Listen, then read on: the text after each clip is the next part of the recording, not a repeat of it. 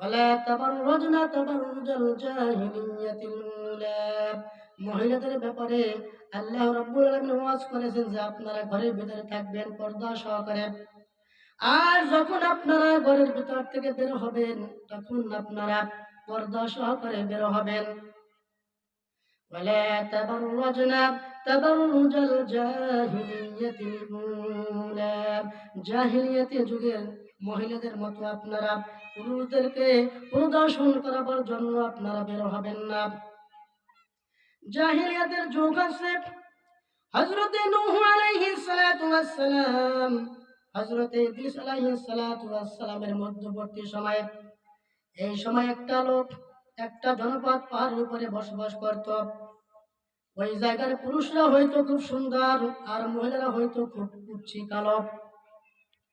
পাহাড়ের নিচে সমতল ভূমিতে যেই সমস্ত জনপদ বসবাস করত, ওই জায়গার মহিলারা হয়তো খুব সুন্দর, পুরুষরা হয়তো কালো।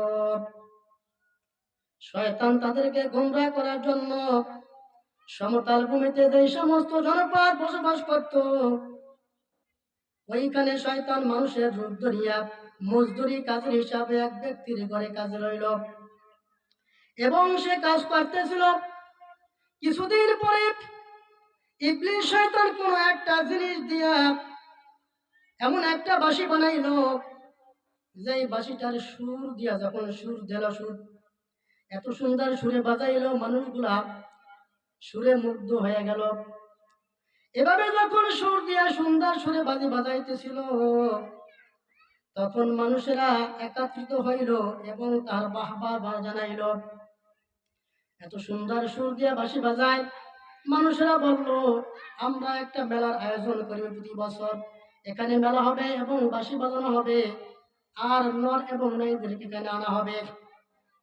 যখন ওই ব্যক্তির বাঁশি বাজানো মধুর সুরের বাঁশি যখন চতুর্দিকে ছড়াই পড়লো, আর ওই মেলার কথা যখন চতুর্দিকে ছড়াই পড়ল, এমনকি পাহাড়ের উপরে ছড়াই পড়ল, পাহাড়ের ভিতর থেকে একজন ব্যক্তির সমতল ভূমিতে নেমে আসলো। নেমে আসার পরে দেখলো এখানের মহিলারা তো অনেক সুন্দর, পুরুষরা অনেক কালো, এবং মহিলারা পুরুষদের জন্য সাজসজ্জা করলো, পুরুষরা ও মহিলাদের জন্য সাজসজ্জা করলো। মহিলারা পুরুষদেরকে দেখাবার জন্য, প্রদর্শন করাবার জন্য যে রকম সাজু দরকার সেই রকমই সাজলো এবং মেলা শুরু হইল, নানা প্রকার গুণা শুরু হইল। যখন ওই ব্যক্তি তাহার এলাকায় ফিরে গেল, ফিরে যাওয়ার পরে তাহার লোকদের সঙ্গে আলোচনা করল যে সমতল ভূমিতে এত সুন্দর মহিলারা বাস করে, আর ওখানে এক ব্যক্তি এত সুন্দর করে বাঁশি বাজায়, প্রতি বছর একবার মেলা হয়, চলো আমরা ওখানে যাব। পাহাড়ে তারা বসবাস করত, সেই জায়গার কিছু পুরুষ সমতল ভূমিতে নেমে আসলো, আর পুরুষরা সাজসজ্জা করলো, মহিলারা পুরুষদেরকে প্রদর্শন করাবার জন্য সাজসজ্জা করলো।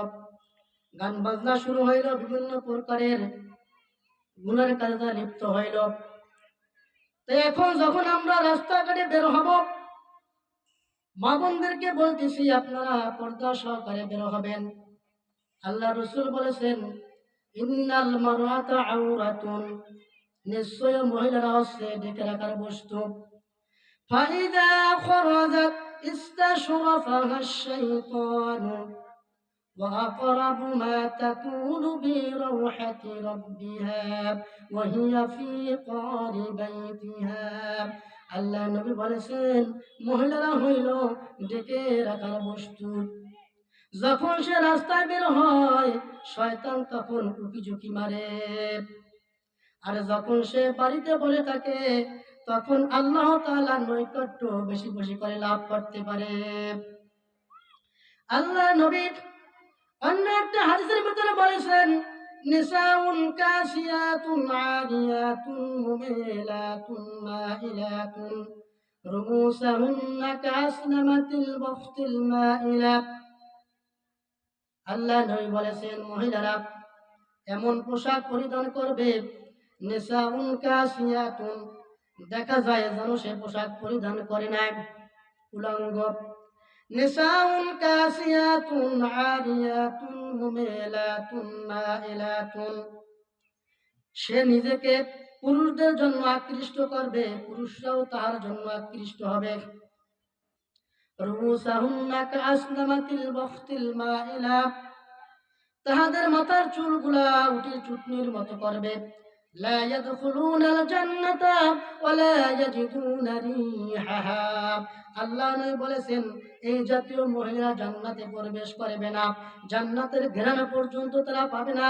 জান্নাতের ঘ্রাণ 40 বছর রাস্তার দূরত্ব থেকে পাওয়া যায়।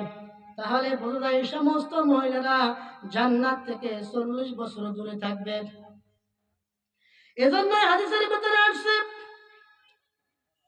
আপনাদেরকে আল্লাহ রাব্বুল আলামিন সম্মান দিয়েছে, আপনাদেরকে পোশাকের কথা বলা হয়েছে যে আপনার ঢিলা ঢালা পোশাক পরিবেন। এখন যেই রকম পোশাক বের হয়েছে, মহিলারা যেই রকম বোরকা পরিধান করে সবাই পরে না।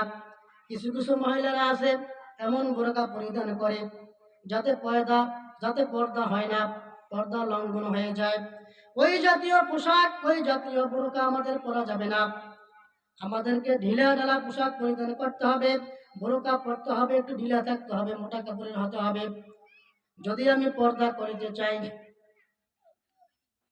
কেননা আল্লাহ রাব্বুল আলামিন, আল্লাহ রাসূল হাদিসের ভিতরে বলেছেন যখন কোন মহিলা পর্দা ছাড়া রাস্তায় বের হয়,